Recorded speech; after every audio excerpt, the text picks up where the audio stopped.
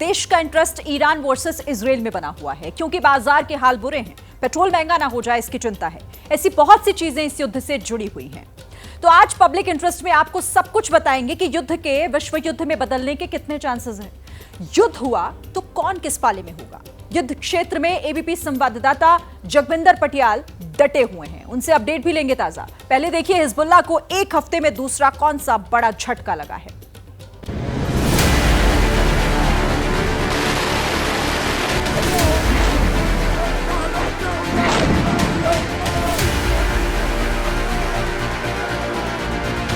Israel Lebanon में घुसकर Hezbollah को उसी की मिट्टी में मिला रहा है। इजराइल की मिसाइलें हिजबुल्लाह के एक कमांडर के पीछे पड़ी।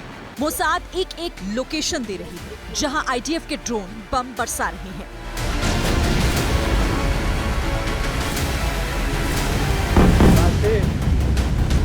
हिजबुल्लाह पर लगातार दूसरा जुमा भारी पड़ा है। पिछले शुक्रवार नसरल्ला मारा गया।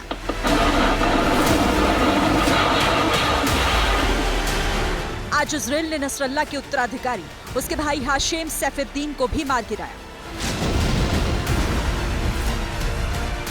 नसरल्ला के खात्मे के बाद हिजबुल्लाह की कमान हाशिम सैफुद्दीन के हाथ में थी। इजराइल की खबर पुख्ता थी कि सैफुद्दीन बेरूत के पास दाहिद के एक बंकर में मीटिंग कर रहा है। निशाना एकदम निशाने पर बैठा है। हालांकि हिजबुल्लाह ने हाशिम सैफुद्दीन के खात्मे की पुष्टि नहीं की, लेकिन तस्वीरें बता रही हैं कि हमले में कोई नहीं बचा होगा। हाफिज सैफुद्दीन के लिए इसी अपार्टमेंट को निशाना बनाया गया और ये देखिए कैसे इजराइल के ड्रोन अब भी ऊपर दिखाई दे रहे हैं। कहा जा रहा है कि मारा गया है, हालांकि इसकी पुष्टि होनी बाकी है। काफी बड़ा बंकर मैं देख पा रहा हूँ नीचे। हाशिम सैफुद्दीन हसन नसरल्लाह का चचेरा भाई था। सैफुद्दीन हिजबुल्लाह की वर्किंग काउंसिल का प्रमुख था। सैफुद्दीन हिजबुल्लाह की जिहाद काउंसिल का मेंबर था। अमेरिका ने उसे 2017 में आतंकवादी घोषित किया था। एक हफ्ते में इजराइल ने दूसरी बार हिजबुल्लाह की रीढ़ की हड्डी तोड़ी, पहले नसरल्ला और अब सैफुद्दीन। हिजबुल्लाह का ऑपरेशन सैफुद्दीन के कंट्रोल में था। नसरल्ला के खानदान को वैसे ये तीसरा झटका लगा है। 2 दिन पहले नसरल्ला का दामाद हसन जाफर भी सीरिया में इजरायली एयर स्ट्राइक में मारा गया था। इजरायली अटैक से बचने के लिए हिजबुल्लाह ने आज नसरल्लाह को लेबनान में गुपचुप ढंग से दफना दिया। न जनाजे की नमाज हुई, न हुजूम जुटा। खतरा था कि अगर भीड़ इकट्ठा हुई तो इजरायली ड्रोन और उसकी मिसाइलों को निशाना लगाने का खुला मैदान मिल जाएगा।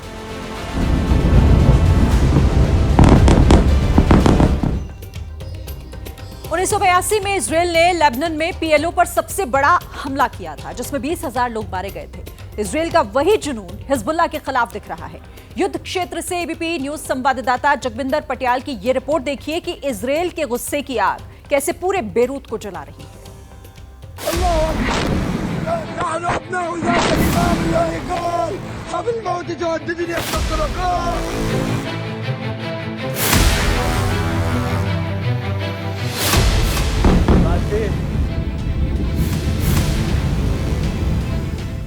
इजराइल ने 2 तरह का अटैक किया है। पहला अटैक ये किया गया है कि कैसे लेबनान में ग्राउंड रेड्स के जरिए ये कोई शेल अंदर था जो अभी भी फटा है।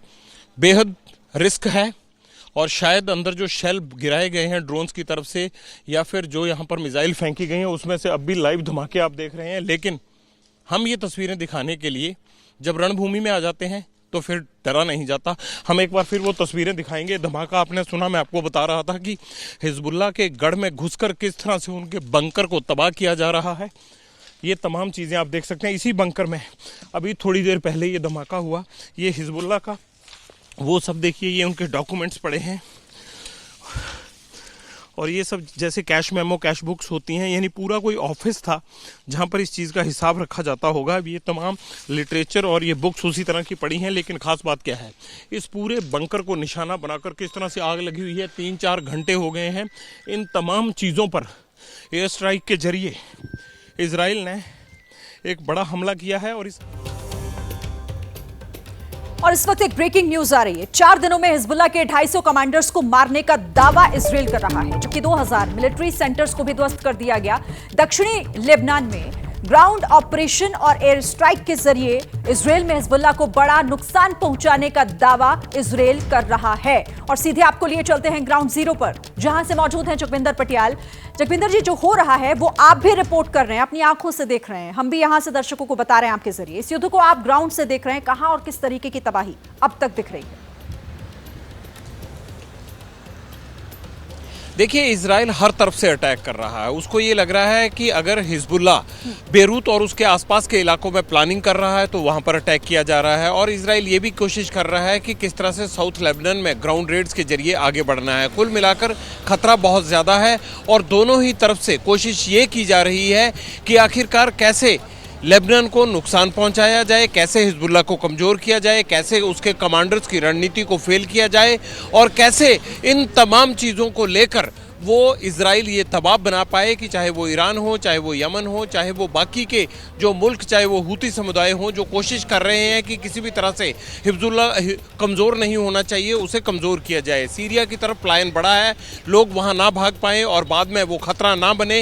इन तमाम चीज़ों के लिए भी कोशिश ये की जा रही है कि उन तमाम सड़कों को कट ऑफ कर दिया जाए जो सीरिया की तरफ जा रही हैं। और ग्राउंड रेड्स के जरिए ये सब करने की कोशिश में इजराइल लगातार आगे बढ़ रहा है। हालांकि इजराइल को कुछ सैनिकों को नुकसान जरूर हुआ है, 10 से 12 सैनिकों की मौत जरूर हुई है, लेकिन इजराइल के दिन रात यानी दिन में जो ग्राउंड से इन्वेजन कर रहे हैं उसमें कोई कमी नहीं है, ग्राउंड रेड्स में कोई कमी नहीं है। और रात को बेरूत और उसके आसपास के इलाके में हिजबुल्लाह के गढ़ में एयर स्ट्राइक और ड्रोन स्ट्राइक किए जा रहे हैं। जैसे ही घड़ी का काटा दोपहर 2:30 पे आए, बबीता जी का दिल सास बहू साजिश के लिए मचल जाए। और ये है इनकी बहू, पूरे दिन ऑफिस की टेंशन हो जाए गॉन जब ये करें अपना फेवरेट शो फ्री टाइम पे ऑन। इनकी तरह आप भी देखिए अपना फेवरेट शो अपने टाइम पर और डाउनलोड कीजिए एबीपी लाइव ऐप अपने स्मार्ट टीवी पर।